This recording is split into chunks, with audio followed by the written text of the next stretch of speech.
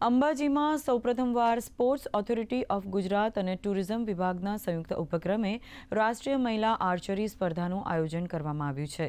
અંબાજીના GMDC ground ખાતે 8 એપ્રિલના રોજ મુખ્યમંત્રી ભૂપેન્દ્ર પટેલના હસ્તે આ સ્પર્ધાને ખુલ્લી મુકાશે। આ અવસરે રમતગમત મંત્રી હર્ષ સંઘવી પણ ઉપસ્થિત રહેશે। આ કાર્યક્રમ દરમિયાન મુખ્યમંત્રી ભૂપેન્દ્ર પટેલ દ્વારા 25 એમ્બ્યુલન્સનું પણ લોકાર્પણ કરાશે। આમ 8 એપ્રિલથી 11 એપ્રિલ દરમિયાન યોજાનારા આ સ્પર્ધામાં દેશભરમાંથી 600 જેટલી મહિલા આર્ચરી રમતવીરો ભાગ લેશે।